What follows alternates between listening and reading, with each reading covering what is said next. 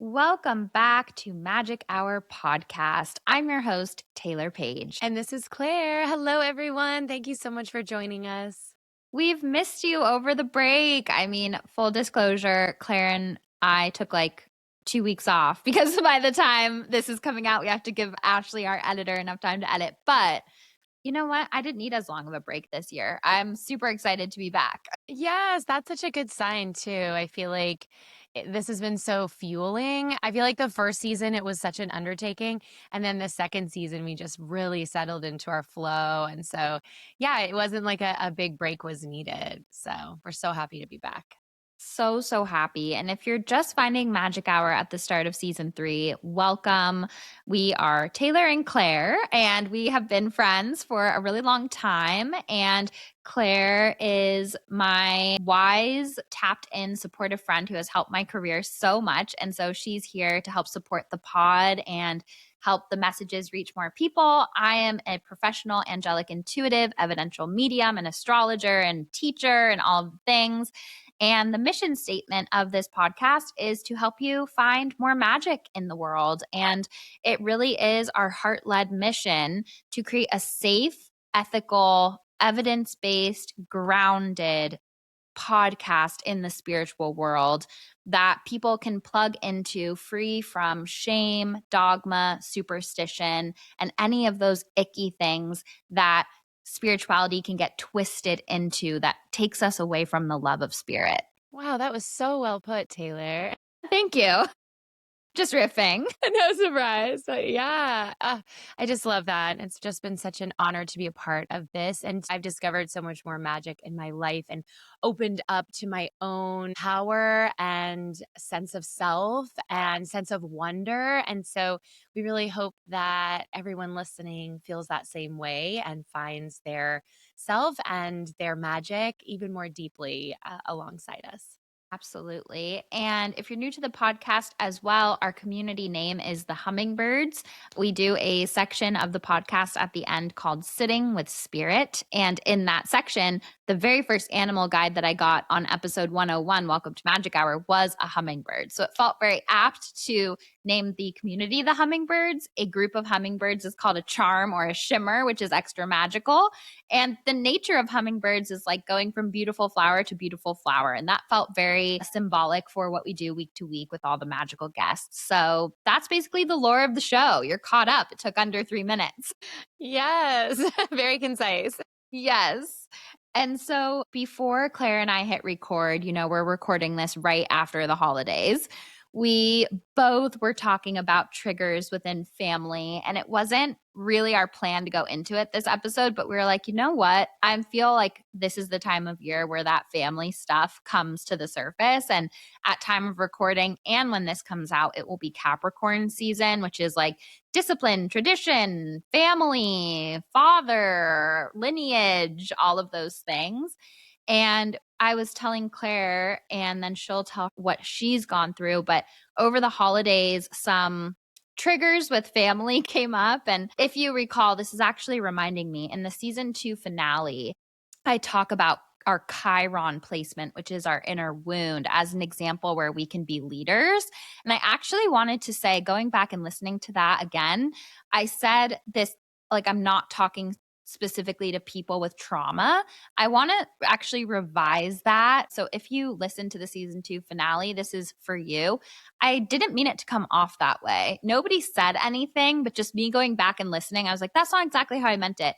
It applies to everybody. I just don't feel uniquely educated or qualified to help people with a certain level of trauma or be like a voice of how that process should look like. So it doesn't mean that that message isn't for you or doesn't apply to you. It just means that maybe your healing journey, depending on the level of trauma, is something that I'm not trained to guide in. So that's really what I meant there, is that if you can't get to the silver lining or see how you could be a leader from it, or you need more time, like, take that, is basically what I was saying. So yeah, my Chiron is in Cancer in the 4th house. And that brings up a lot of opportunities for leadership within family. And Capricorn season is so interesting, a time ruled by Saturn, which is like discipline and family and karma. and soul level lessons. And it's the time when we reunite with family or are keenly aware of family's absence or what's lacking from family.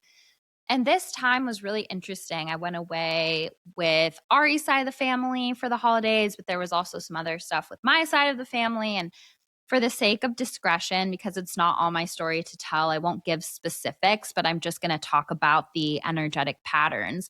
So there's a little girl part of my psyche that needs things from a certain family member and wants things from a certain family member and is constantly disappointed when that family member doesn't change or doesn't relate to me in the way that I think will prove that they love me or can't show up the way I need them to show up.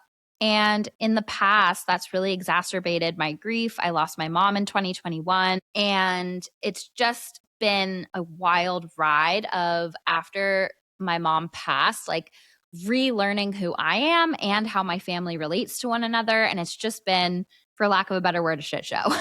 And so over the holidays, this trigger came up again where I felt not prioritized, not seen, not heard, not loved, which is kind of funny that one of my triggers is not feeling heard or like my voice is valued or listened to. And now I have magic hours. So that's been very healing. So yeah, that's my trigger within my family is like it's almost like I'm the one that sees things really clearly and says it, but no one's ready to hear it or look at it. And so the only thing I can change in that is how I relate to it.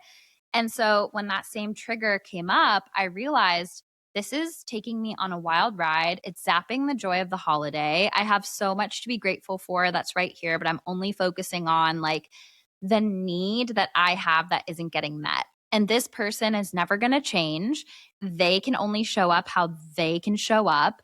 And the more I try to fix or teach or change or control or debate, the more I zap myself. And so I was really proud of myself this holiday season because I sat with that little girl part of me that was like feeling rejected and devastated and sad and grief filled. And I said, "You are so valid, but I am not 6 anymore. I'm 35 and I can meet the need that this little girl thinks needs to be met by her family member for myself.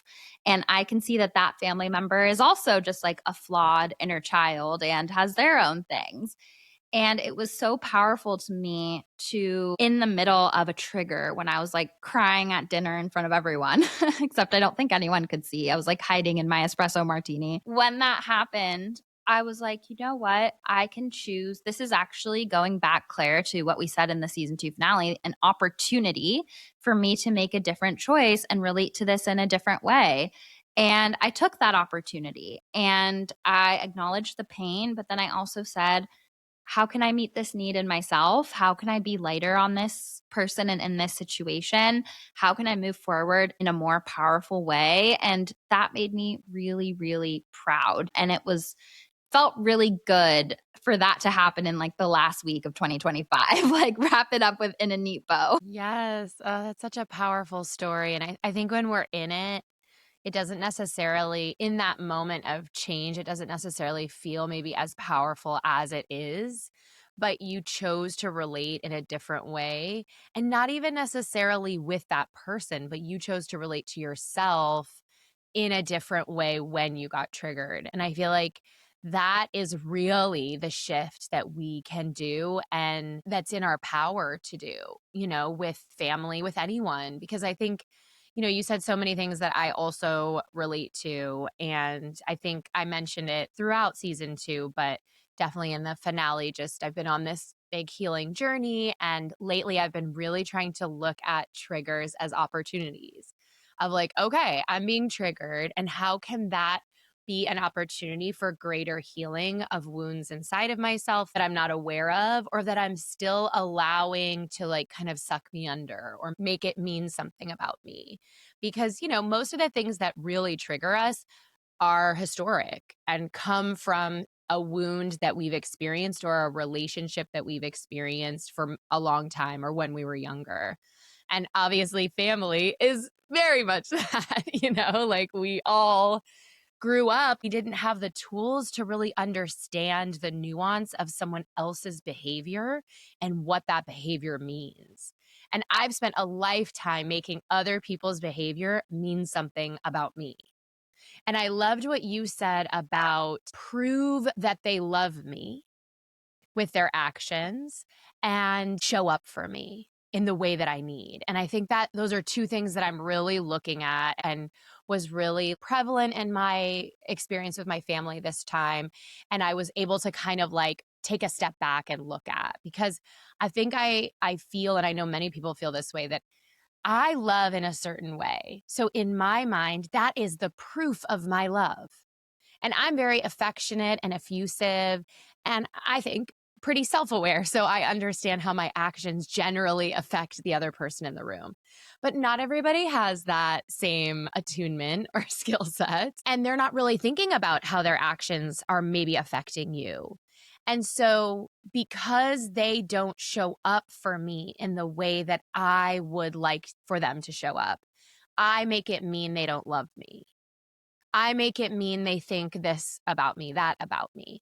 But it's really about the way they show up and their ability to navigate their stuff, their feelings, and show their love for the people they care about, or navigate things that are challenging, even if they're challenged by me.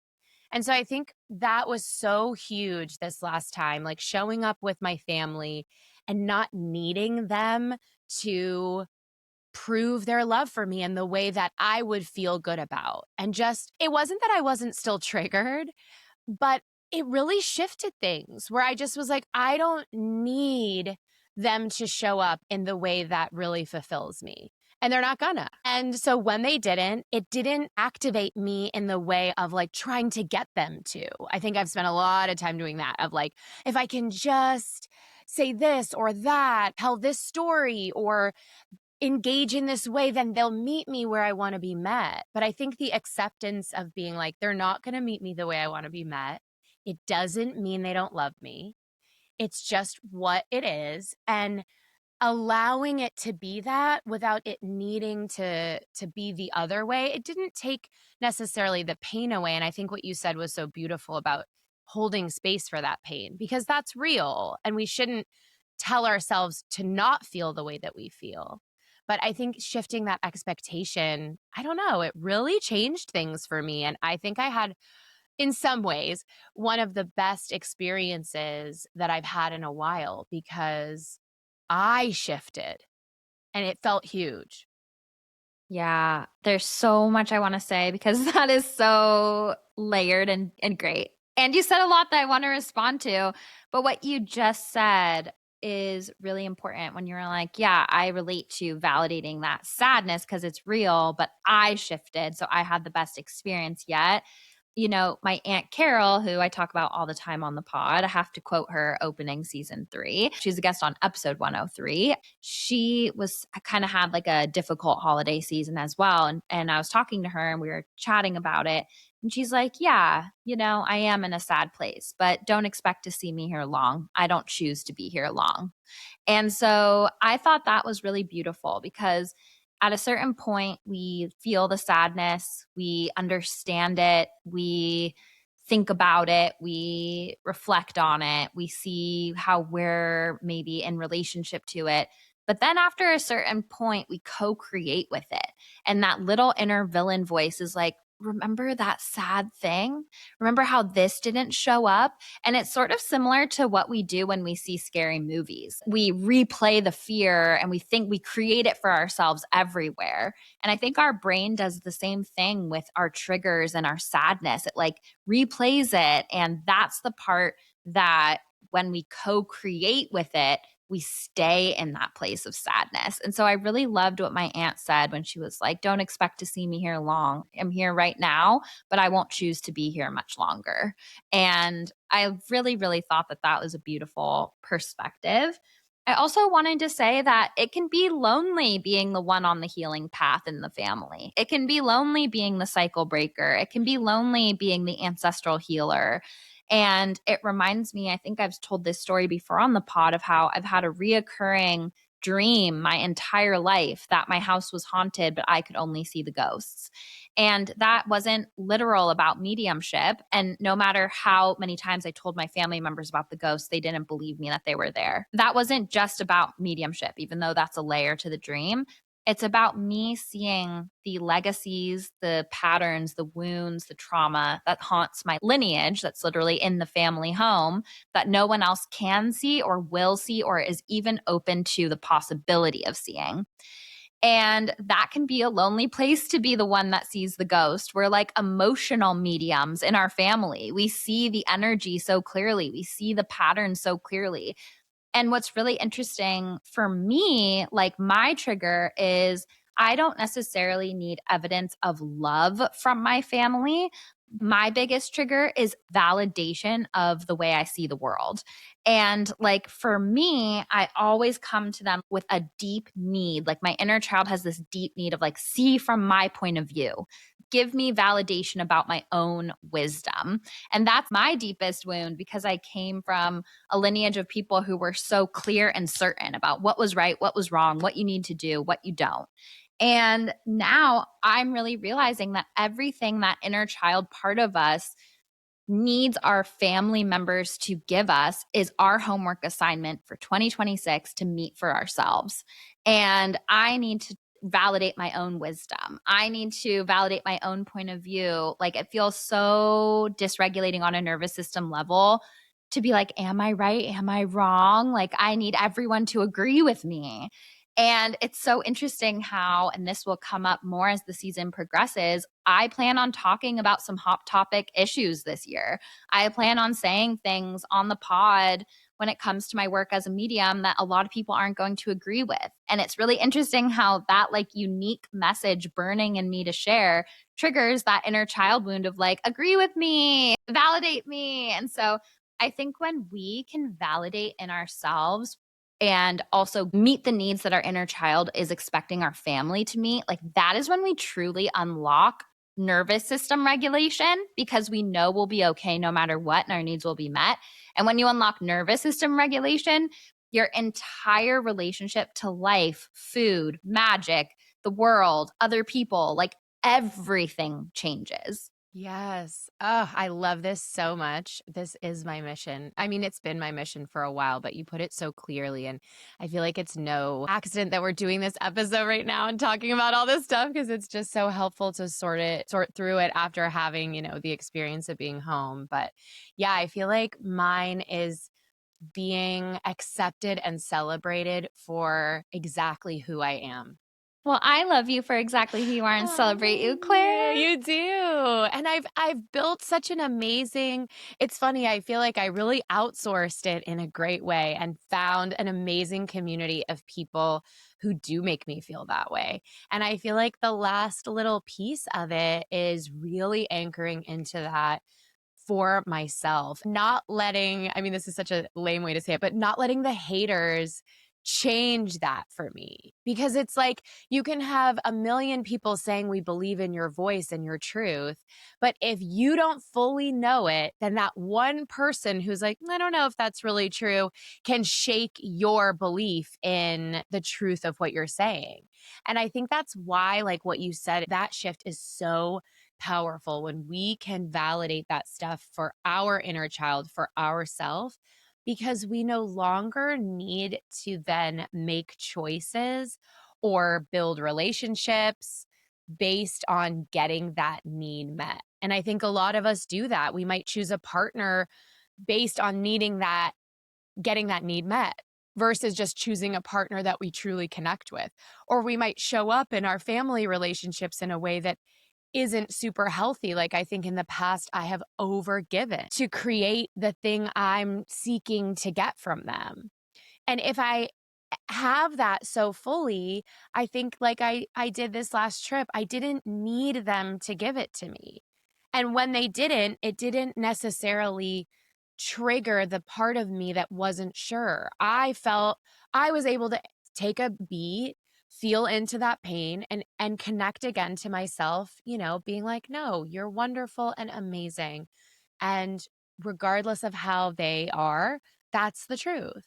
And so, yeah, I think it's just like the most profound thing we can do for ourselves. And it splits the world wide open for us when we can fully embody that for ourselves.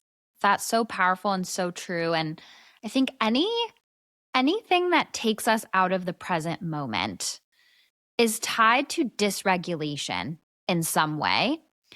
And I think that entitlement or even expectation of family members is a perfect example of, and I always tie things back to nervous system dysregulation because it's been like the biggest factor on my healing journey. But it's also just tied to fear over love, if you want to use those terms, like fear and anxiousness about not getting your needs met. So entitlement and expectation turns up so loud to try to control what's happening and look for something different instead of responding in our most powerful, authentic way to what is in the present moment.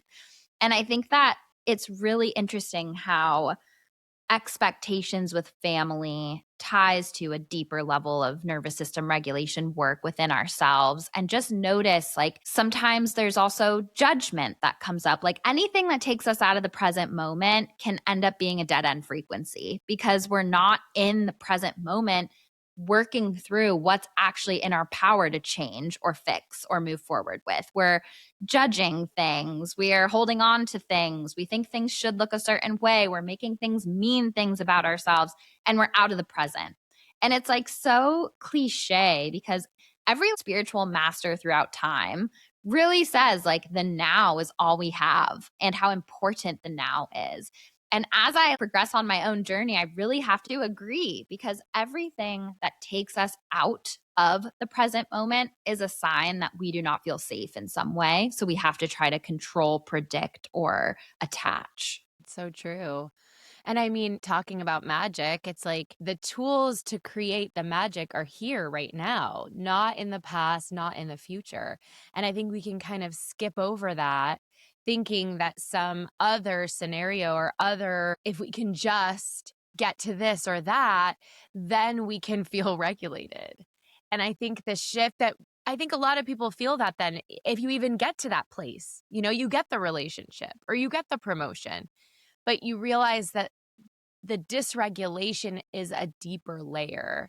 And the promotion, the relationship will still embody that if we don't address it for ourselves. And the place we get to address that is here and now.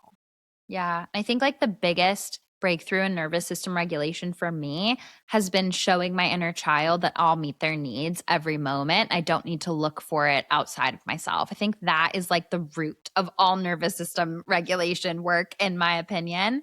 I also just Yes. feel called to say really quickly that, like, on an energetic perspective, if you think about the energetic in like our mental space like we would our physical space, and say that like the items in our house are the thoughts that are in alignment with us, that are like our joy and our regulation and our authenticity and our hobbies, and all of that is like in our house. And all of these kind of negative thoughts, or even what you were saying, Claire, like I can have a million positive comments, but then there's that one there. If we thought about that in like a physical capacity, it's like trash in the house. And so, why, if you have a house full of like so many things that are in alignment, are we only focusing on the trash? And I think it's because our mind is like, we need to clean this up. But instead, we start to be like, okay, I'm trash. The world is trash. My house is trash. We start accumulating more trash. We forget about the other rooms of the house. And so I think like everything biologically and spiritually about us is perfectly designed. I think it's just super out of balance in this society with technology and all of the things that like we're in this playground for like the ego and capitalism and all of these things.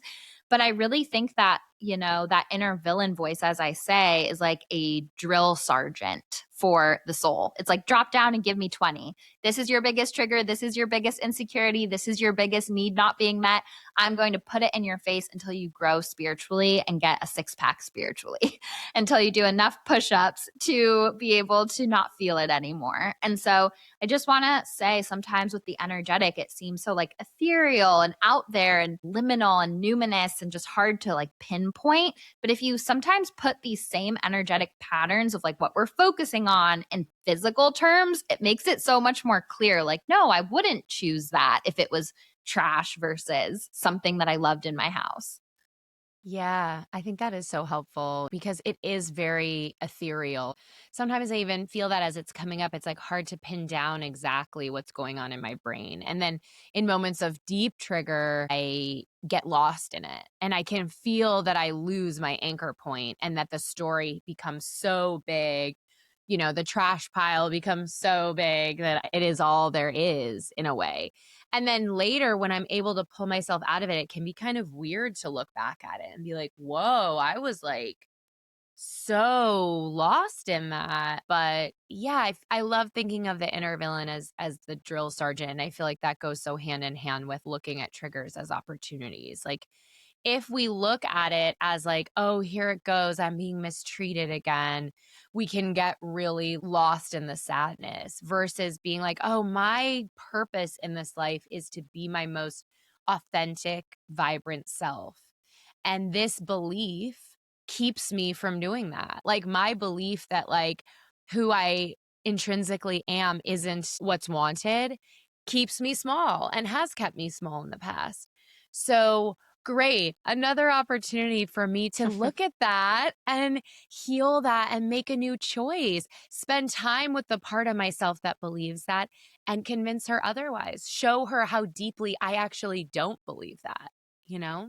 I love that. Yes, yes, yes. So true. And on that note, something I've been thinking about a lot over the break too is how my healing journey, my nervous system regulation journey, how all of these things have changed my spiritual practice. And I think that in the past, I used to have a very anxious connection to my self divination practices.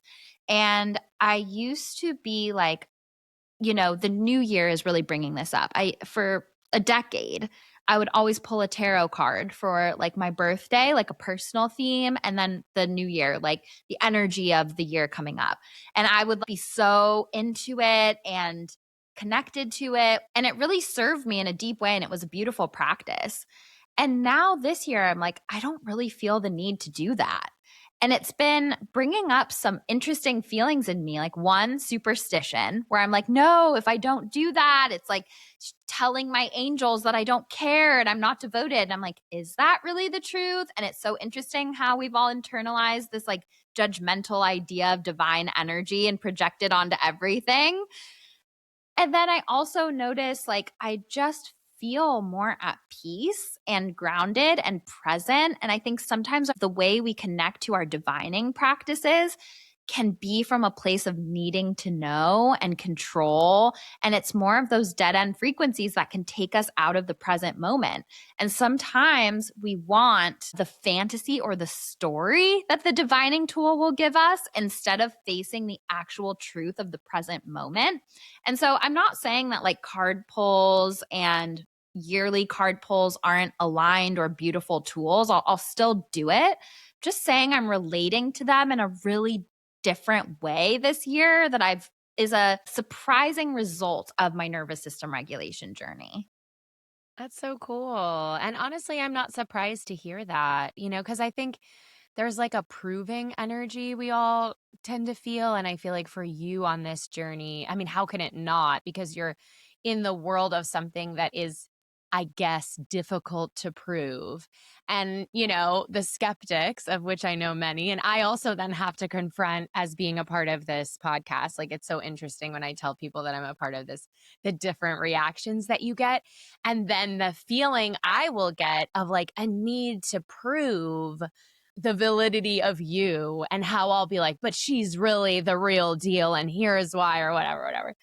And, the shift of like, I don't need to prove anything to anyone about it. Or, they're on their own journey with it. If they think it's something real or not real, or if they have a connection to it or don't, okay.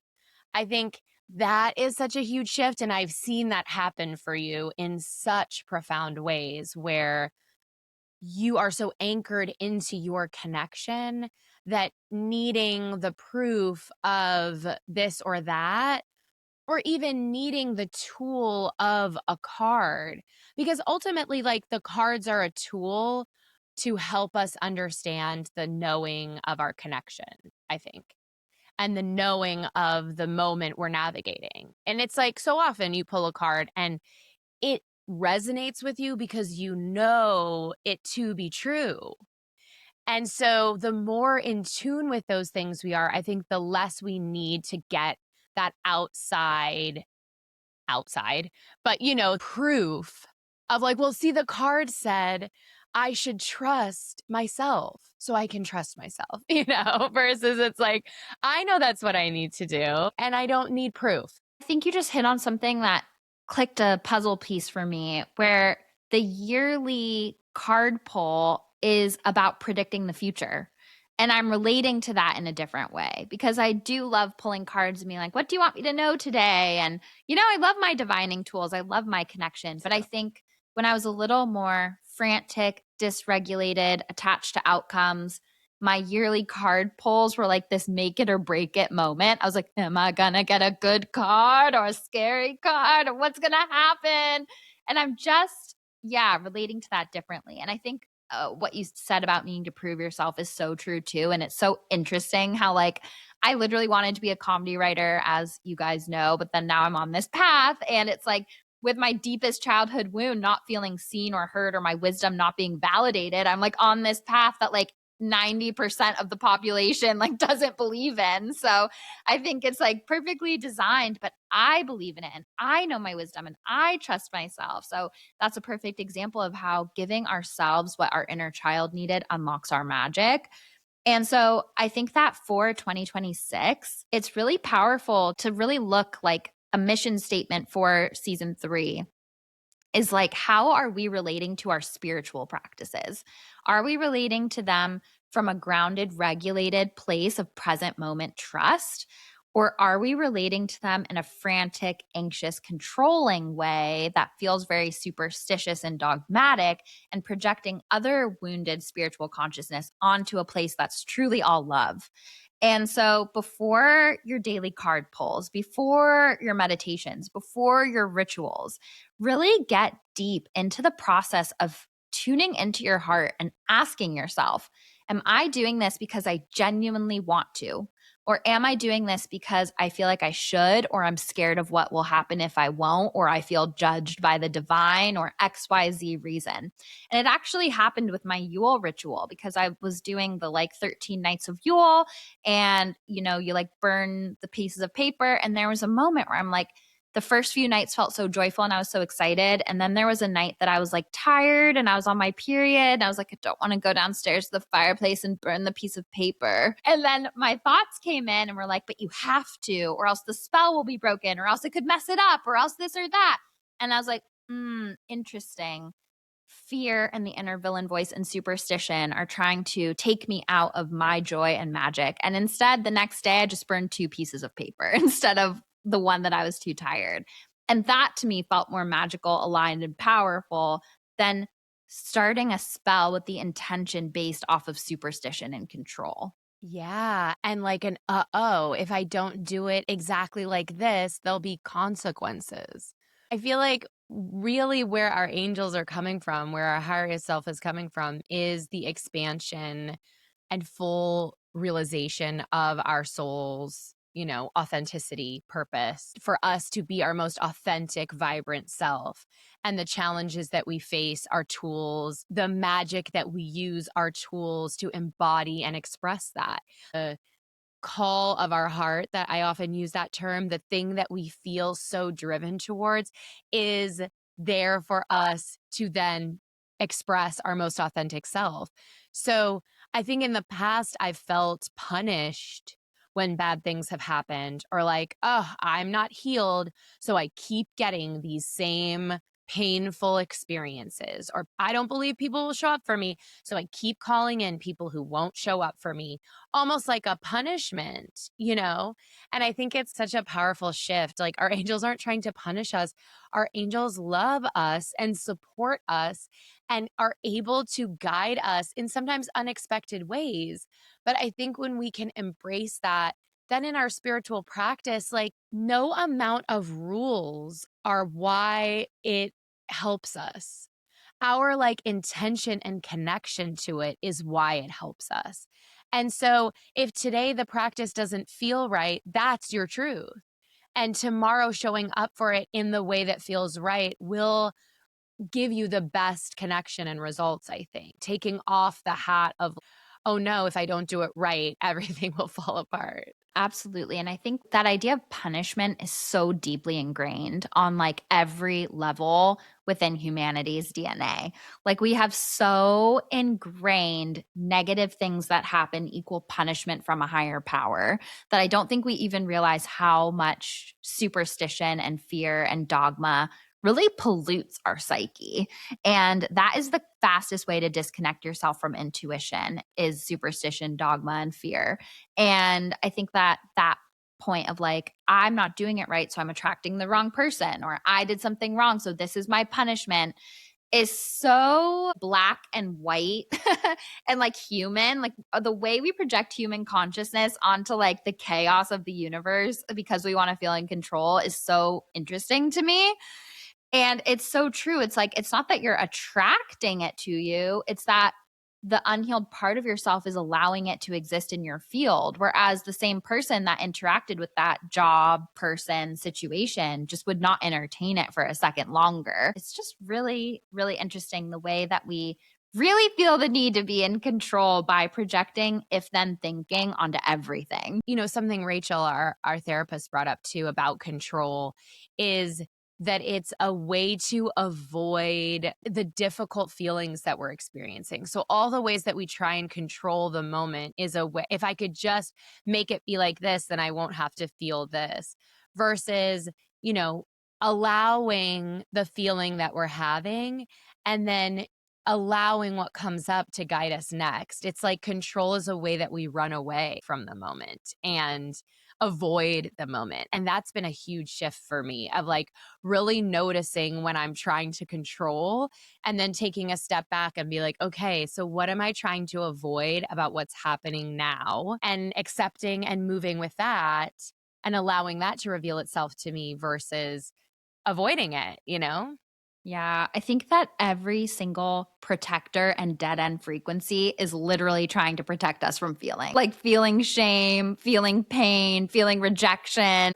The more you put on your shining armor and have your sword out and plunge head first into the shadow, the more those protectors and control mechanisms just have less and less power over you. And you can realize how much they lied to you the entire time. So I want to go in now really briefly to just say round 2 of becoming the oracle is opened at time of recording. There's 5 spots left. I just emailed the people on the list who applied for round 1 but didn't get in.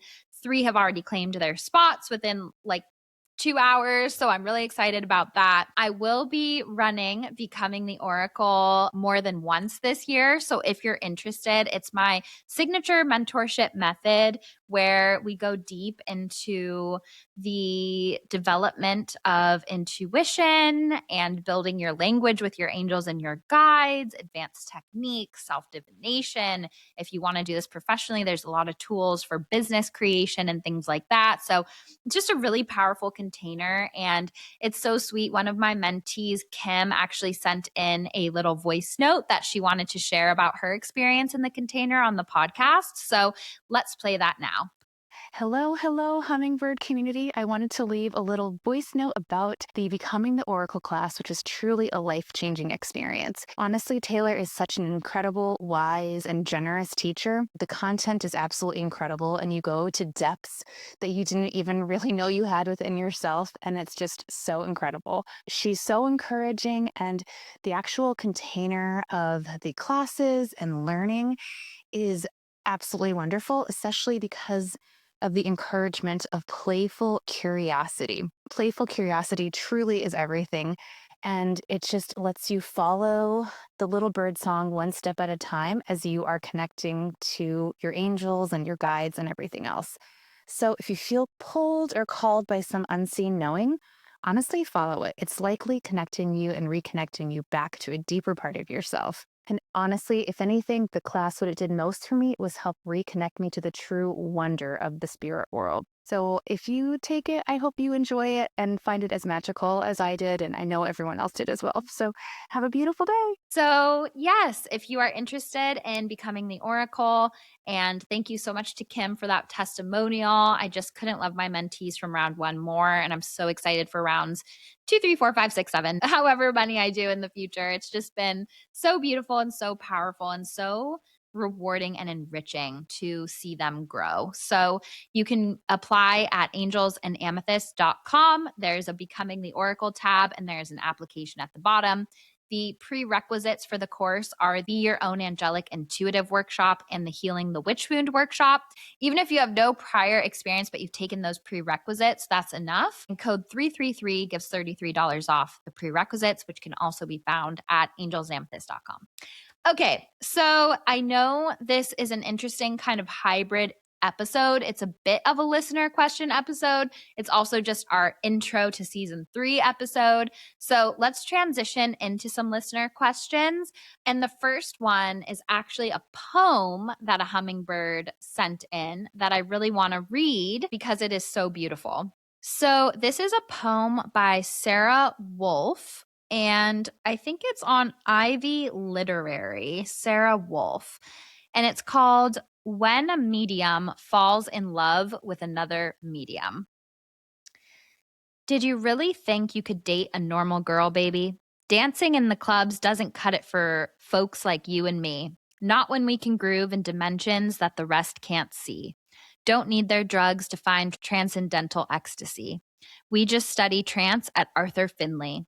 Your dead mother came to visit me when I was having afternoon tea. She told me you were missing her a lot lately. I invited her for dinner tonight and made her favorite sticky toffee. We'll table tip like it's the mid 19th century. Going to miss you when you leave for work the next 2 weeks. I stand naked in the mirror draped in moonlight. I feel your soul sink into me. Remote vision, use my eyes, see what I see. I smirk at you, looking back at me. Feel my hand on my body, talk about spiritual intimacy. Pulled the 8 of Wands over coffee, so I know you'll make it home safely. Soon it will be our anniversary. I laugh and remember when old lovers said they'd give me the world. It was always the world behind the world I seek. And you were already there, standing, waiting for me. You once said I was your favorite prophecy. You were waiting to meet me since you were just 19. When I look in your eyes, I see every lifetime you've ever held me. I touch you and drink in our immortality. The stars sparkle brighter when we merge, its cosmic sensuality. We both winked when we said, "Till death do us part." Just a formality. Every soul is an endless library. Every end is just another chapter, and you know how much I love to read. How powerful is that? Ooh, chills. Wow. Oh, that is so beautiful and such an amazing expression of a love connection that I feel like so many of us hope to find. And for me personally, sometimes feel like, is that type of deep, worldly, cosmic connection possible? And it just was so inspiring and moving to hear about their love.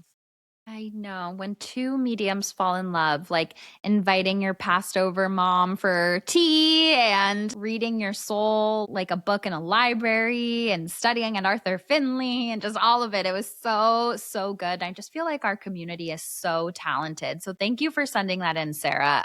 Melanie forwarded me that poem and I was like, "Ugh, we have to include this in the season 3 intro because it's just too good." Oh, wow. Yeah. Just incredible. So let's do a listener question or two before sitting with spirit. This is a question from Shelley.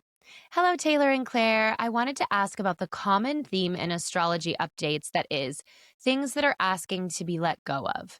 I find myself struggling to even know where to begin to identify these things.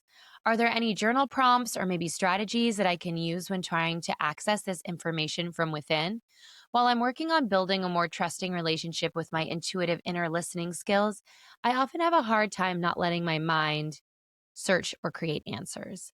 Thank you for choosing to guide us hummingbirds as we navigate coming home to our most authentic self. With so much love and gratitude, Shelley. This is such a good one. And I think it's something that a lot of people might struggle with because I think sometimes the nature of social media and therefore the social media content tied to spirituality can be very sensationalized and heightened. And it's like, oh my gosh, it's the year of the snake. Like, what do I have to release? And if I don't release, I'm effed for the year of the horse. Like, I have to do this. We can put so much pressure on ourselves. And the first thing that I want to say is that, like, truly, we're always in a process of death and rebirth. It's what they talk about in Women Who Run with the Wolves, that, like, the entire process of life is the life, death, new life process. And that to me feels like there's micro components of that that then contribute to macro. And so I think that, like, we put all this pressure on ourselves. Like, it's not sustainable to just end everything every week, year, month, and have all these deaths and then rebirths and new things. Like, sometimes I think that it's a lot more micro and finite and internal that then adds to big external shifts. It's really interesting because in astrology as well, in preparation for some solo episodes we have coming up, I've been reading this really good book by an astrologer named Erin Sullivan. And she's since passed, or else I would have loved to have her on the pod. And she's talking about how astrological transits are very rarely something that you can pinpoint to a singular event. They're a current of energy that is shifting things that then lead to bigger events. So they're like initiations and currents. So I'll just say that's the first part, is like, it's very rare that it's like, it's the full moon in Capricorn and we're going to quit our job because we're releasing around Capricorn energy of like work and goals and productivity. Just using that as an example. Whereas the more aligned example or realistic example would be like, where am I putting pressure on myself to be perfect? What are some goals that are no longer authentic to me that I've carried for a long time? So I think when you look at the archetypal consciousness of whatever sign the astrological transit is going through, or the time of year that your spell is in, or whatever the framework is for that idea of release, then look to, okay, how do I relate to this energy archetypally? Do I feel like I relate to these themes in the most powerful way? That's one thing to look at. What house in your chart is it lighting up, and what area of life might there be a release in? That's one area. The other thing is that it can be really small. Going back to the idea of resonance, the opposite of that is dissonance. Like, what are you in discord with? What actively is not feeling good in your life? Because oftentimes we don't really have to search that hard for what wants to be let go of and related to differently. Oftentimes it's really clear, like, I'm procrastinating at night and I'm doom scrolling and I'm up really late and it's sabotaging me in the morning. And my true act of magic and release is cutting that tonight on this full moon. I will be reading before bed. And even if I have to lay in the dark and confront my thoughts or journal, I won't be doom scrolling. I'm going to start to relate to that in a different way. So I think that, like, whatever, these are really intentional check-in moments to just notice what isn't resonating. And you can even meditate and ask your angels, like, show me what you want me to release right now. But what I caution is kind of going back to what we were talking about in the beginning is, are you doing this release work or this magical work from a place of social pressure, personal pressure, superstition, and should? Or does it actually feel aligned? Because I think also with the sheer amount of hamster wheel transits we can get on in like this spiritual space, we can constantly be like working, working, working, excavating, excavating, excavating, shedding, shedding, shedding, healing, healing, healing. Sometimes it's okay to just be a human and be and coast and be easy on yourself as well. I resonate with that so deeply. And I think this question came at an interesting time because we're recording on the 30th of December, and the episode will probably come out, early January or whatever. January 14th. So early January, mid-January. And I feel like I have often experienced a lot of pressure around this time about letting go and making plans for the future or like assessing. So it's interesting this came up right now because I think that it can be a good tool as a check-in point. But I think when we put this pressure on ourselves of like, okay, the year is over, so let me assess, like, how did I do this year? Did I accomplish everything I wanted to? Did I grow the way I wanted to? What do I need to let go of? Like, it gets very rigid. And my roommate Mandy is so wonderful with it because I can get a little bit rigid like that. And she's always there to remind me, like, this is one calendar. Like the Chinese calendar, it isn't even the end of the year. The lunar calendar ends later. So, like, you don't need to give yourself a deadline. If it's helpful to take this time to like check in, great. But if it turns into this rigid thing of like, well, I didn't accomplish what I set out to in this time, or I need to like start the year with everything, all my ducks in a row of what I'm going to do and the best intentions. I think all of that stuff can kind of get in our way and really ties into what we were talking about before about having that like should and rigidity and control around our practice. And so, you've mentioned something, Shelley, about like, I have a hard time knowing when it's my brain putting things on top of it. But I think, taking the pressure off of like, just because astrologically it might be saying it's time to let go, like you're also on your own journey. So the astrology is meeting you with the energy current of the astrology and your unique energy current, which is different to mine and different to Taylor's in this moment. And so you might not be in a moment, let's say, of deep release. It might be more subtle for you. Or, at a moment where the astrology doesn't say that, you might be in deep release. Like, I think looking to it to like dictate exactly what we should be feeling can kind of get tricky versus looking at it as a tool of like, oh, let me have some curiosity. Perhaps now is a good moment. It's a full moon. It's a good moment for release, let's say. And is there anything when I sit in stillness that comes through? And even if you feel like it's your mind telling you, okay, that doesn't necessarily mean it's wrong. It's coming to you and can be something to explore.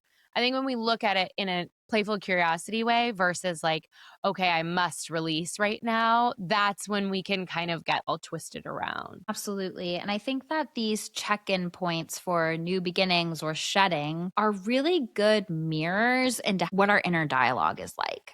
And I think that can also make it clear what wants to be related to in a different way and what wants to go. So, even this like judging yourself, like, so what if your mind is telling you something? What if you just tune into that and listen to it and engage your other faculties to see if what your mind is saying resonates or if it doesn't? So, just like you said, Claire, with the conscious and curious, playful curiosity, I think that that is a really good method to go with. It's really interesting too, because the inner dialogue can get so frenetic and it can just start listing things and going on tangents and all of these things. And so kind of ties back to how intuitive information is always tied with a feeling, and that feeling is never fear. And it's usually grounded, solution oriented, regulated. So I think when your mind lands on something that your intuition agrees with, you'll have a felt experience of like, this actually sits so right in my heart that this is what wants to go right now. So I would also really tap into the feeling around it.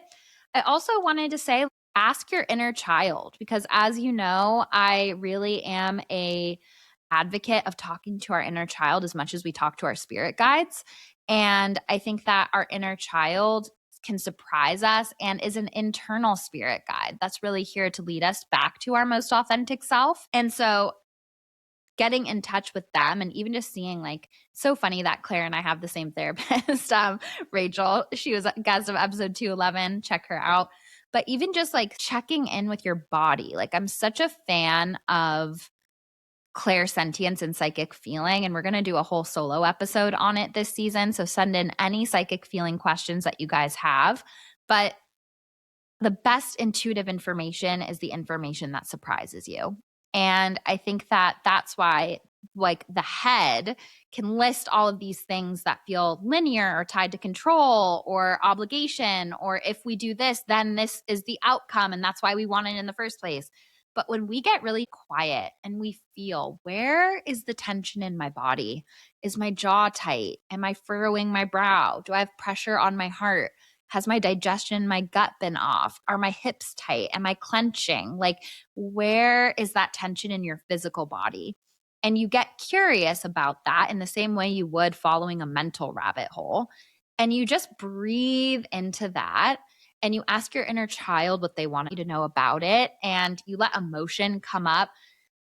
That same idea that Claire was quoting Rachel about, of like avoiding the emotion and avoiding the feeling, is really relevant here. When we don't know what wants to be released, there's probably a deeper inconvenient thing we've been avoiding feeling. And so I think sitting in silence, listening to our physical body, not only strengthens our intuition, our clairsentience, but might give us deeper breakthroughs about what wants to be released that surprise our mind or wasn't where our mind would automatically go. Because sometimes talk about this practice being a mirror into our inner state. It's like the same with New Year's resolutions as it is with these moments of release. It holds up a mirror to where we think we're not enough. And we always say the same thing over and over again. I'm releasing my singlehood over and over again. I'm releasing my salary number over and over again. Like, we just get into these ruts. And I think that that's ego based magic that doesn't have, it's like treating a symptom, not the cause. And when we go into clairsentience and sit with the deeper feelings and truths underneath what our ego thinks that releasing or planting new seeds will bring us, and we get to deeper truths, I think it's so beautiful and surprising and rich and just so much more deep, and gets to the root, which is then a holistic way to spiritually remember that we've always been the goddess waiting to remember herself, as I like to say. Yes, I love that. That is such a beautiful way to put it. And that has been such a profound shift for me, that practice of sitting with where I'm feeling different things and then allowing my inner child to share with me what they need me to know, maybe around that feeling. It's been this other layer of shadow work because I think sometimes all of this stuff can get a little lost in the analytical thinking brain of, okay, well, it must mean this, or maybe it's that, or maybe it's these things. And I'm feeling like this because, and not that there isn't a space for that, but I think getting really still with your body and still with those feelings and connecting to that inner part of ourselves allows us to kind of understand ourselves in this deeper way that's been kind of hidden or skipped over. And the amount of information that I feel like my inner child has been able to share with me in those moments. And then, therefore, the like shift and healing we've experienced, the two of us, even though I know that's kind of a weird thing to say, but it feels like that. It feels like me and my inner child have a relationship now. And I go to her, just listen to her, to hold space for her, and to support her in the things that continue to trigger me now. And it's just given me so much information about why I'm feeling the way I'm feeling now. It's just been so profound. And I had this really cool, I think I shared this with you, Taylor, but I had this really cool session with Rachel. We did an exercise like that where we sat with my inner child in a moment where she was feeling unsupported. And she suggested to, have me be there supporting her. And then she said, and now imagine that the people in your life that really love and support you are there with her. So your roommate Mandy and Taylor is there, and I'm there, and your friend Michael is there. And it was such a deeply profound moment to sit in a moment where my younger self didn't feel really loved and supported, and to experience the type of love that you give to me now, and Michael and Mandy, like this full bodied, like passionate love that you guys show me, like where I feel so fully seen and celebrated by you. To imagine that version of myself receiving that, I mean, it absolutely changed me on such a cellular level. And I think, she was 12 in that imagining. I don't know how many 12-year-olds had friends that were able to love them in that way, because we didn't know who we were back then. We didn't know really how to love in that way, or how to show up for someone that fully, accept them that fully. It just was the most profound thing to experience of that love that you guys give me in that time and that version.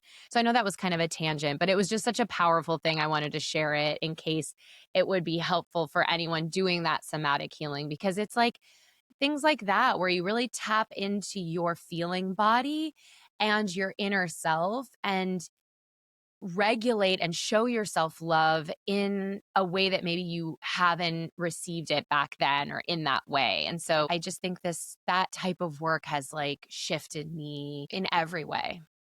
It's so powerful. That's so powerful. And I'm so honored to be part of the chain of love around you. Like, I just picture all of us holding hands with you in the middle. We were like all cuddled up and you guys were just loving on me. And it was like, wow, so amazing to feel your love in another time, in a place where I hadn't experienced that kind of support. And it made me feel even more supported by you guys now, where I was like, wow, like they show up for me in the way that I have always dreamed of being supported.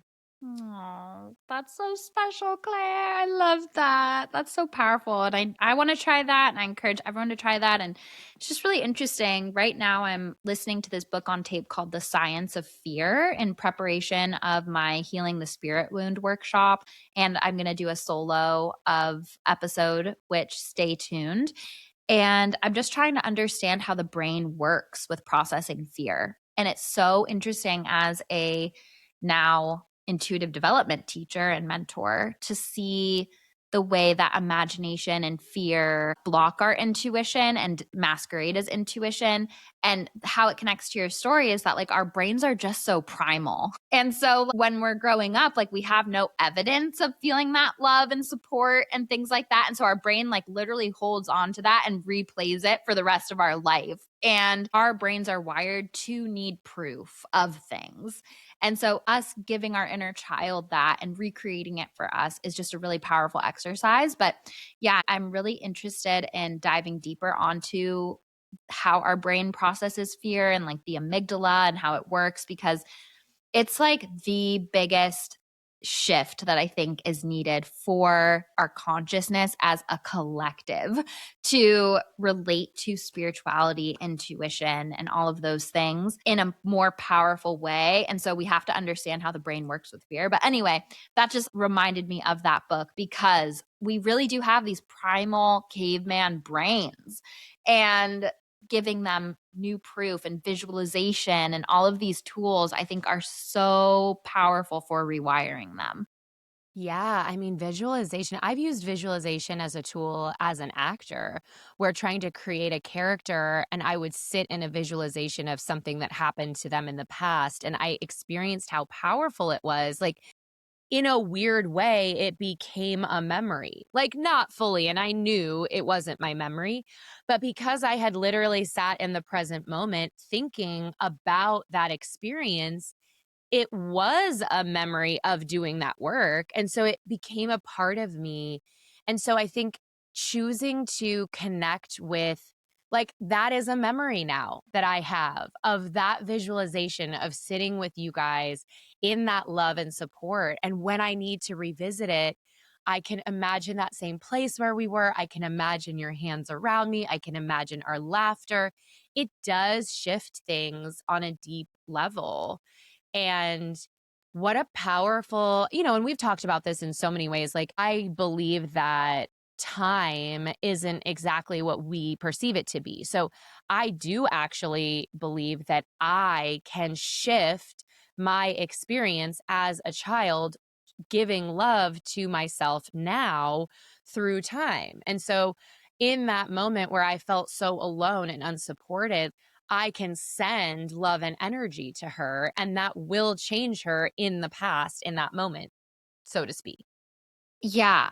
I don't know if I've shared this on the podcast before, but I actually had an experience in the first grade. So I was in first grade. I was the youngest one in my grade. I was severely bullied. I was just very awkward growing up and, as many of us are. But I just was from a really small community in a small school, and we were all together from kindergarten to eighth grade. And it's kind of like whoever wasn't cool in those early ages, you're not cool for the rest of your life, like in the town. And I unfortunately was one of the ones that wasn't cool. So I remember I was like having this day in first grade and I was being mercilessly bullied. I think I like peed my pants, which was really embarrassing. And so I had to wear, like, we did horseback riding at my school and I had to be in my horseback riding clothes for the rest of the day. And it was just, we were learning sign language that day. And if we wanted to go to the bathroom, we had to sign to our teacher. So I was frantically signing to her, but she couldn't see me. And I was such a little like rule follower that I literally just peed my pants in my chair because she didn't see me. I think I was like 6 or 7. That would have been me, by the way. I know. I was like frantically like asking to go to the bathroom, doing the sign for bathroom. And it was so sad. And so then I had to be in like, I think I, for no reason, wore even my helmet for horseback riding. Like I just committed to the full thing.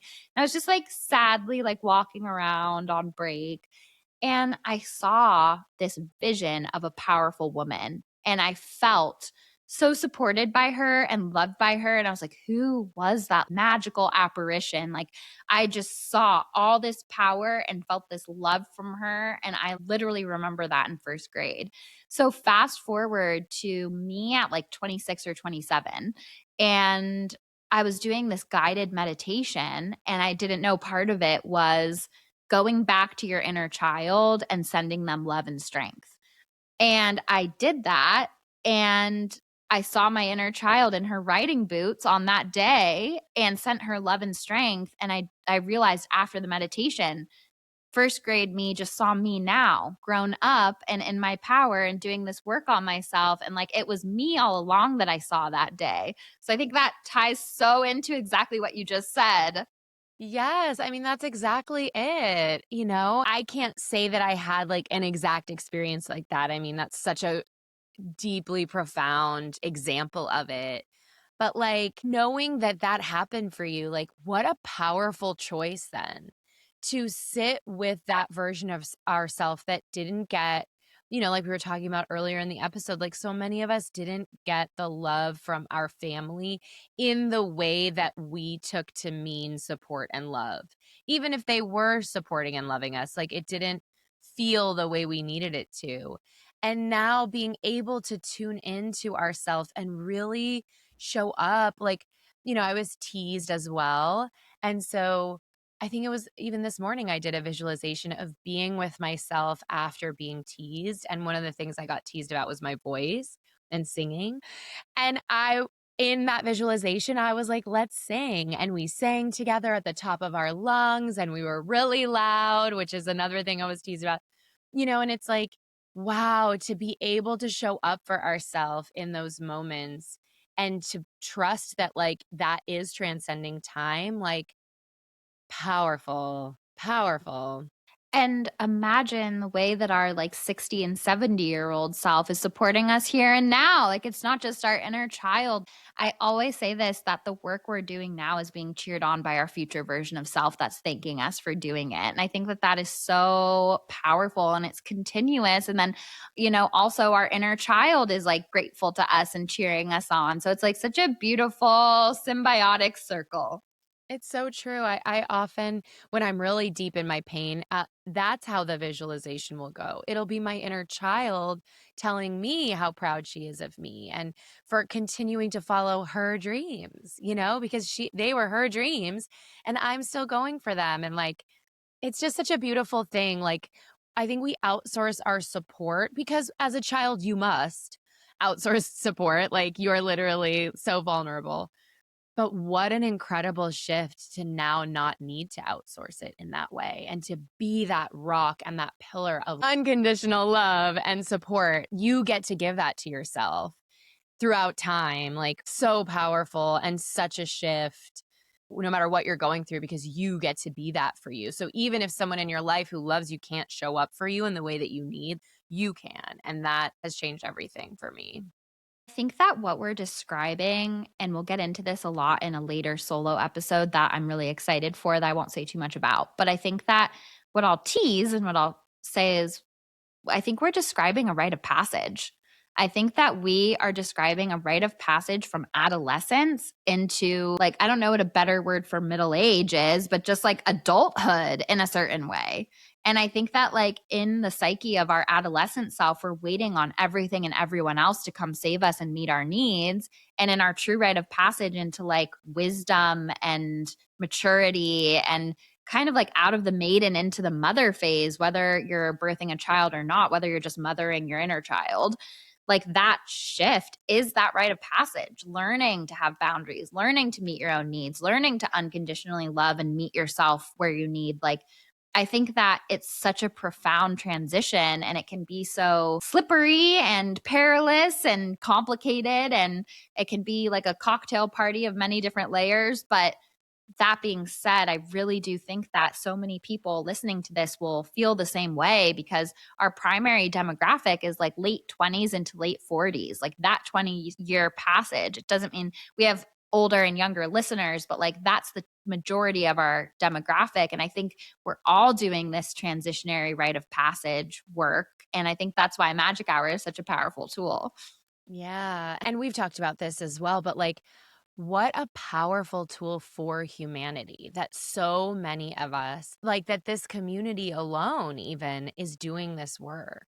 Because, and Rachel talks about this so much. She's like, most of us are just our activated inner childs running around. And when you think about it, when you see it in yourself, and then you really start to see it in other people where you're like, oh, yeah, I can see how they're not acting out of their grounded, centered, authentic self, but out of the wounds that keep them feeling small and keep them needing validation or support from others.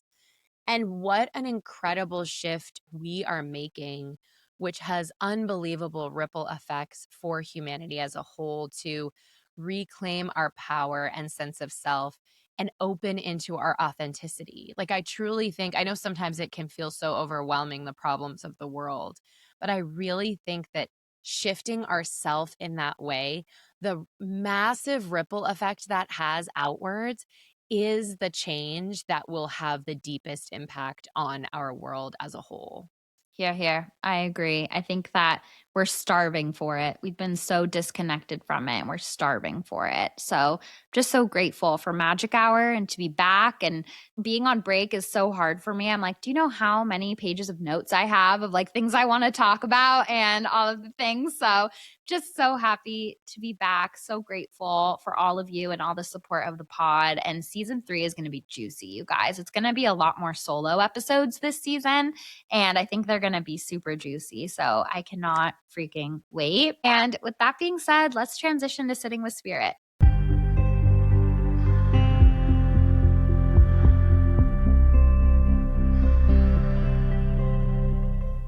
Welcome back to Sitting with Spirit, my loves, the part of the podcast where I sit with our angels, our guides, our loved ones in the spirit world, give the messages for the collective, take what resonates, leave the rest. And of course, if you know somebody who could benefit from this message, please send the pod their way. So, I want to start out this Sitting with Spirit by giving a message that came through to me on the holiday break around manifestation and abundance. I think it's very common being raised in a capitalistic society, living in late stage capitalism, living under patriarchy, all of these things, to really prioritize and glorify abundance. I think that a lot of us have a subconscious connection to abundance in our magical practices. When we think about what we want to manifest more of, we think of abundance. And a message that came through to me is that's not inherently bad at all. But a message that came through is that a lot of the time we conflate abundance and happiness, and they are not the same thing. And they have different energetic strategies. And I think that calling in happiness, we would take a different path or route than calling in abundance. It's not always different, but more than often it is. And I think that in this society where we're really taught to put money on the highest pedestal, where epigenetically we come from lineages of people who might not have had food, clothing, or shelter, we can really have this vision, dream, or story that we tell ourselves about money is the answer to all of our problems. And the message that I got is contentment and abundance are not the same. And if we aren't using clear language, we might get caught in this hamster wheel of feeling stuck or blocked or like we're addicted to more, more, more, and it's never enough. And if we don't strengthen the muscle of learning to enjoy exactly where we are, no matter how much we get, we will still be in that shadowy scarcity hamster wheel place of feeling like we need more, more, more. And so it feels really important. It's sort of like in, weightlifting. I'm quad dominant. I have very weak hamstrings. Whereas I think the quads for a lot of people are abundance. Like we're so used to wanting more, more, more and working that muscle. And the hamstring, which can be weaker, or in some cases it's reversed, is the muscle of just enjoying exactly what we have and finding contentment. And a message that I gave on an earlier episode is that contentment doesn't mean we don't stop growing, we don't stop progressing. I was quoting the Wandering Mat. It just means that we're enjoying and having less tension in the present moment with exactly where we're at. So, this is a very important message to give because I just want us all to be very conscious.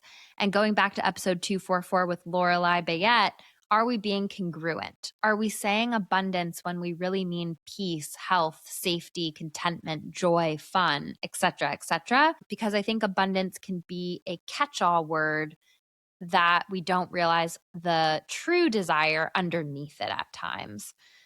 So, with that being said, I want to go into the angel message for the week, the angel messages for the week. The very first thing I saw as I was starting to connect with our angels was a chess set.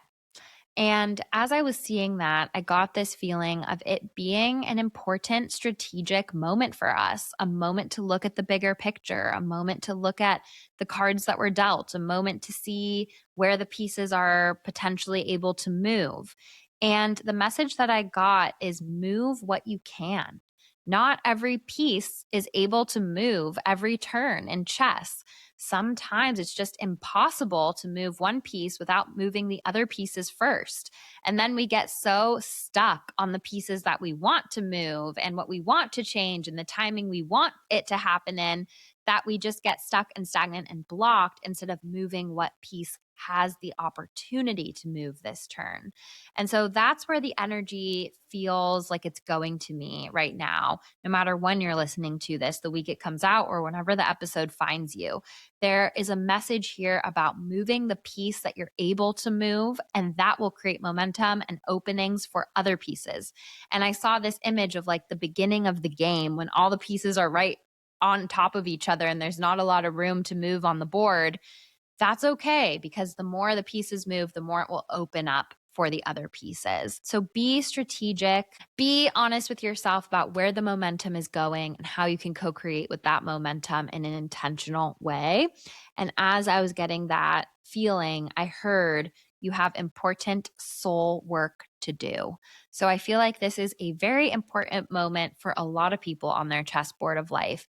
You have important soul work to do. Move where the momentum is going and understand that not all pieces can move at every turn, but that doesn't mean that they'll never move. And in that vein, I saw turtle as an animal guide right now. And whenever I see turtle as an animal guide, the energy is around slow and steady wins the race, not feeling like you have to rush, just staying consistent, disciplined, and focused in the little actions that will build up.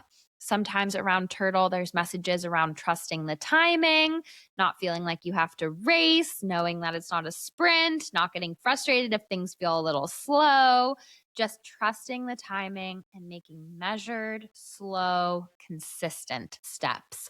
And I think that that consistency is a really important word here, trusting the pacing.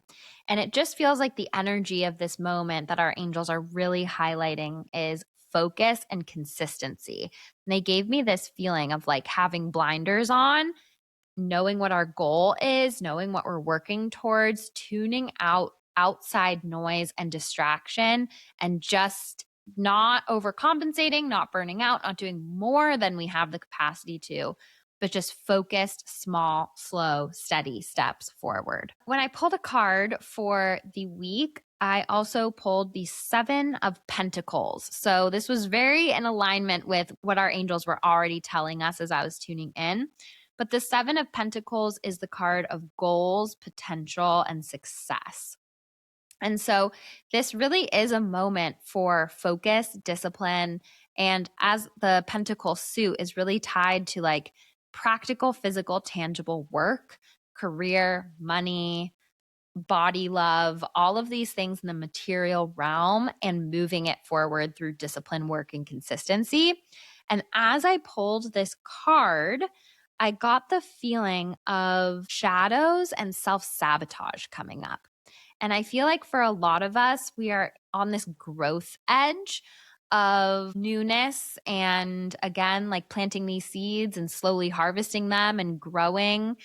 And the feeling that I got is that that's turning up the volume on our shadows, that it is making the voice of our inner villain turn up to try to quote unquote protect us by keeping us in an uncomfortable comfort zone. And you know, I say this all the time that when our self-doubt is the loudest, it means we are on the verge of an up level. It means that we're relating to something in a new and more powerful way. And self-doubt is trying to keep us in an uncomfortable comfort zone. And so I feel like right now, going with Claire and I's theme of opportunity, there might be lots of opportunities to relate to your shadows, your fears, your insecurities, and self-sabotaging patterns in a more healthy way. I also get the message of don't be so hard on yourself. For some people, I feel like you have these visions of what you want to accomplish. Keep your blinders on. Part of that message is do not compare your timeline to other people. Don't compare your success to other people. Stay in your lane and present moment by present moment, do what is in your power to the best of your ability, not as a form of punishment or scarcity, but just as a way of keeping an oath to your higher self and showing up in the highest way possible in the here and now. So I feel like on purpose, you will almost have this split of what you know that you need to do and what you know you're being called to do and what you know is for the highest good.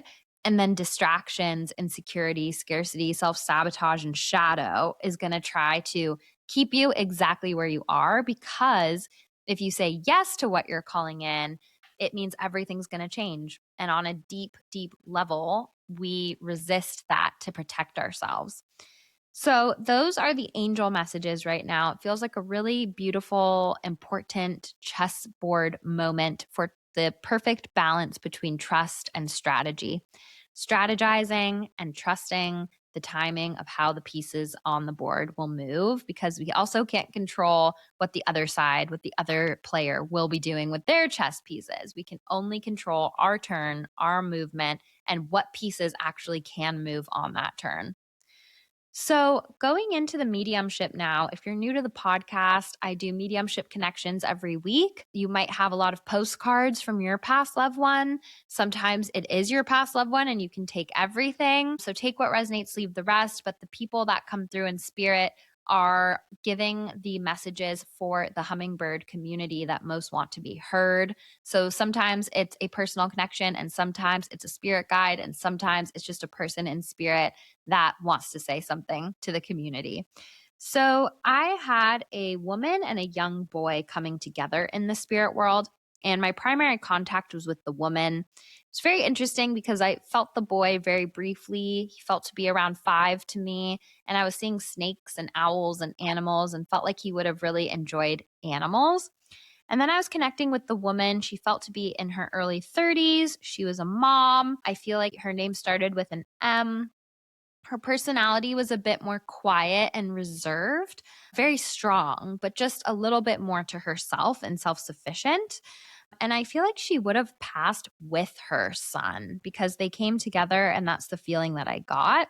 I also saw a tiara on her head, and it gave me the feeling of like pageants or something connected to being in pageants with her. I also feel like she would have been a single mother. And she gave me the feeling of being very let down by masculine energy in her life, like the men in her life just not showing up for her or supporting her, and her having very painful dynamics with masculine energy in her life. And what she was saying is that she always made it about herself, how the men in her life treated her, or rather, the boys in her life treated her, or the unhealed masculine presences in her life treated her. And she said, I always made it about myself when it never was. And then she showed me this like bodybuilder, and it gave me this feeling of her getting really strong and her turning things around and her focus. And this is the most important part of her message. She said, instead of focusing on the weaknesses of what the men in my life couldn't give me, I shift my focus to my strengths. And that gave me full body chills when she said that. And she said, life is too short to stay hyper focused on the lack of what other people's weaknesses are. And instead, what if you devoted that same energy to fostering your strengths? And she said that she was so proud of her strength and how far she came and how much she proved to herself and her son, and that she wished that she would have started sooner. She wished it didn't take her that long, because she really, from her side in spirit, was talking about how life is too short. Life is too short to give the lion's share of your attention, which, like, time and attention, those are some of our most important resources while we're here in a physical body.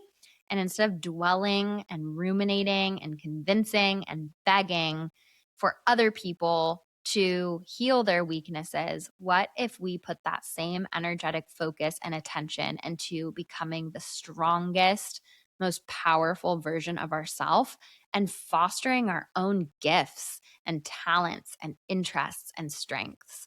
So I love that reframe. And if you find yourself in a place where you're really focused on getting something from someone else, I think this fits so perfectly into what Claire and I talked about in the episode. And how can you shift to what is in your power here and now to develop your strength? It's so interesting because as someone who's gone through that journey, and 2025 marked the 10-year anniversary of getting out of my toxic abusive relationship that I was in for 5 years in my 20s.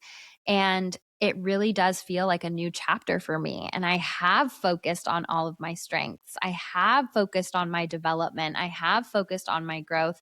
And when I think back to the people that I gave my power away to, especially that toxic, abusive relationship and that dynamic with that, I guess, a man, I would call him a boy, but whatever, back in my 20s, this version of self, because I didn't focus on battling him, convincing him, proving to him, but poured all that into myself, this version of self would not look twice at somebody who is so ugly on the inside.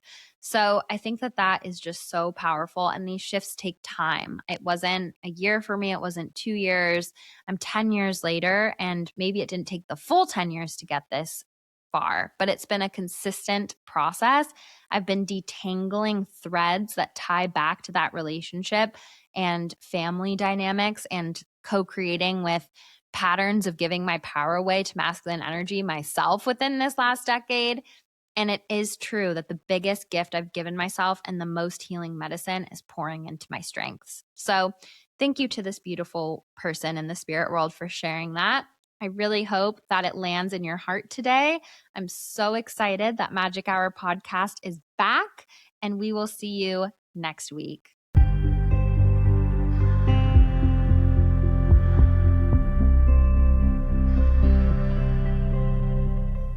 Thank you so much for tuning into this episode of Magic Hour podcast. We are so happy you're here. I absolutely love to connect with you all on Instagram at angels_and_amethyst. I love to get your thoughts on each episode, and I get so excited to get your emails to contact@magichourpod.com. Make sure you're subscribing to Magic Hour so you never miss a new episode in your inbox. We have so many amazing guests right around the corner. As always, please make sure to send your 5-star reviews on Apple Podcasts and Spotify to contact@magichourpod.com, and we'll enter you into an angel reading giveaway with me, which is just my favorite thing, to get to connect with the hummingbird community in that way. You get a bonus entry if you also send a screenshot of your YouTube subscription, and also a screenshot of sharing us on your story and tagging us at Magic Hour Podcast on Instagram. The next giveaway will happen when we hit 288 5-star reviews on Spotify and Apple Podcasts. We so appreciate you sharing the podcast with other magical people, and it really helps us keep this project alive. To learn more about me, my work, to book a reading with me, to take a workshop, please visit angelsandamethyst.com. And remember, you are magic.